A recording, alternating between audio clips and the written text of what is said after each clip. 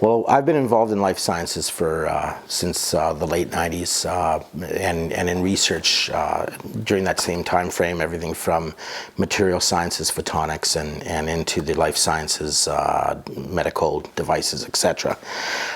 We were approached about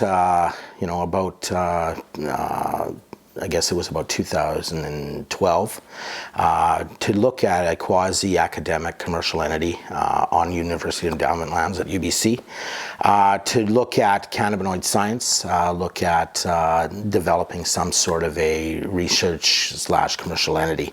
At that point, it was so early in the development and so early in understanding of how cannabinoids would work within the medical industry that we politely declined. We wanted to do our own research on that. In parallel, I was at that time, and for about 8 or 9 years, I was on the board for CNETS Canada, which is the Carcinoid and Neuroendocrine Tumor Society. And with that, I had access to physicians from everything from the GP to the specialists across the country. We looked at, our decision was really to try and decide which aspect we wanted to be involved in and which route we wanted to take. There's obviously, a big push has always been in the nutraceutical side of things, but we felt that the pharmaceutical end was a lot more of the arena that we wanted to tackle for multiple reasons. We could help a global community versus a localized one, and the other big factor is we were really concerned about patient affordability, and that is key. You can have the best drugs in the world, but if patients can't afford them, they sit on a shelf and they do no good. And with the pharmaceutical route, it's longer process to market, but you help a global community and you have patient coverage through healthcare providers, both primary and secondary. So that was key to us. Well, it's an interesting story. When we spent during the research end of things of how we wanted to position an eventual Medipure, it was about a 1.5-year process to, number one, to get that structured and do the research, and I had a lot of physician input along the way. So along with those discussions, we already started to gain physician interest in getting involved, because this was something totally new. It was going to give them the data, the efficacy and the safety data on these drugs that are being developed, that they're thriving, and really, had that data been out there today, there would be no discussion on the acceptability and the affordability of the drug, because it would have gone down that route. So we spent, once we knew the arenas that we wanted to tackle, which is pain, anxiety and mood disorders, and dermatology as a starting point, we were focused on finding physicians and researchers that had experience and exposure to this. We spent about 8 to 10 months searching for the right R&D team, or the R&D leads anyway. We were fortunate to, over that 21st, before you can even test for efficacy, and you know short, medium, and long term, or you attempt to know short, medium, and long term efficacy, side effects, adverse effects to other drugs, etc. The nutraceutical model, and the reason why Medipure is not involved on that aspect, is because there is no standardized form of information. A physician goes and writes a script on something, and they don't even really know what they're prescribing, what dosages are required, what the efficacy or the safety factors around those dosages are, and whether it contravenes other drugs or other treatments that they're presently on. So that's number one, and really number two is patient affordability. The nutraceutical market will never be covered, because you cannot, there's no data, and there's never going to be the extensive studies that are done on a nutraceutical that will give you primary healthcare or secondary healthcare coverage.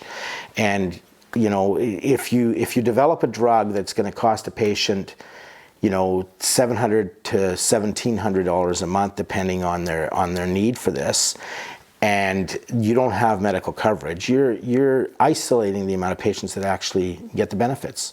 If you're talking about shrinking this down to half of 1% of the overall market, yeah, you're helping that percentage, but only that percentage. All of our drug platforms, all of our clinical trials are basically done on a standard for FDA, for Health Canada, for European Union. We are, our trials that are being conducted on our proprietary molecules in East Vaughan University are to that level. All of our trials, obviously, in Canada are to an FDA and Health Canada level. We're well down that track. An average pharmaceutical will take, if you're fortunate, depending on the what part of the body it affects and therefore the amount of data that's required for long-term effects and side effects and you name it, runs sort of on the short end about 7 to 10 years. Some drugs can take 10 to 12 to develop. We're well on our way. We're on two of our drug series. We anticipate having being in phase 2s by somewhere into mid to late 2018, where we're now able to go into special access in the various regions that we've been doing the trials on, and our patient interest is fantastic. We've never had a problem filling a trial. So I would say that, for some of these drugs, phase 2s in 2018, 2019, we should be done hopefully entering phase 3s at that time. We've got, Medipure's a pharmaceutical incubator. So where one drug advances, the next drug follows. And, we've got a half a dozen drug families that are in the pipeline. They're just earlier stage. So whether it starts on, everything from benchtop all the way through the preclinicals to the animal tissue, the human tissue, and then into humans, it's a process. No, Medipure, being a pharmaceutical incubator, is really there to, the big pharma industry changed its philosophy and its outlook on drug development. For companies like Medipure to develop drugs becomes a lot more cost effective than a major developing drugs. Our overhead is significantly smaller. Our infrastructure is smaller, but in turn, we're not interested in recreating the wheel. So we're not, we will obviously do our drug development and through our labs, we will produce consistent supply for all of our phase 1, phase 2 trials. But when we get into commercial marketing, we will not recreate the wheel. We're not there to compete with the majors of the world. We believe that they have more than the capability to do this for us, and our exit strategy for each drug is global licensing. I'm really proud of our team. I think we have some of the most outstanding researchers out there in cannabinoid science, in biochemistry, in drug design, in proprietary molecule design.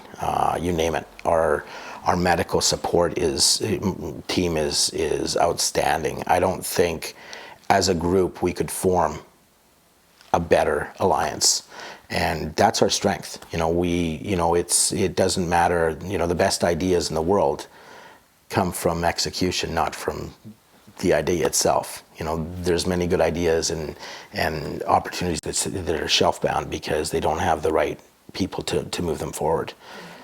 Our people are our strength. As I said, I've been in everything from mergers and acquisitions to running either divisions or companies for my history since the mid to late 80s. I've had, specifically to life sciences, I was involved with the first Russian foreign-owned corporation back in '88.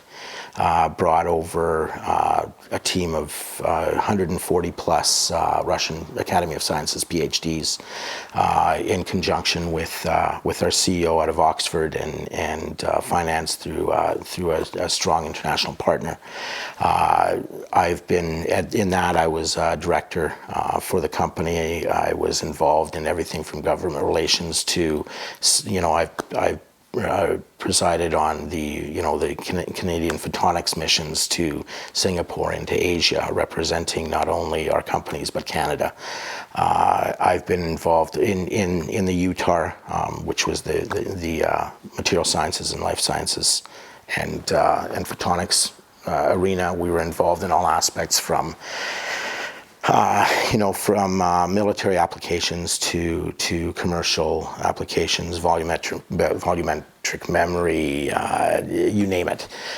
We developed material sciences for the medical industry, for PET CT scanners, for the likes of GE Medical, etc. I was the director of the biomedical division there for a number of years. I have been involved in all aspects of R&D, everything from the financing to the organization to the setup.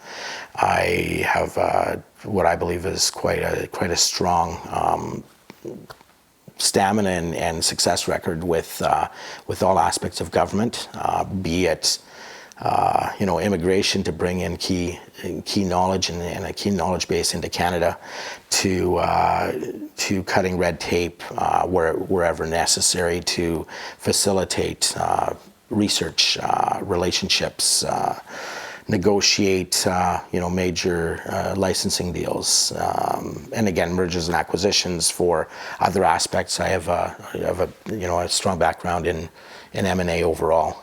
We also separately, I'm also chair of an energy division. So my world is business. I would like to think that I have a very strong layman's understanding of science at all levels. But the key is integrating those two. A pure scientist is outstanding in science, but not great in business. A pure businessman is great in business, but not necessarily in science. And I feel that over the last 2 decades, I've been able to merge the two. And our success to date and our strength is because of that.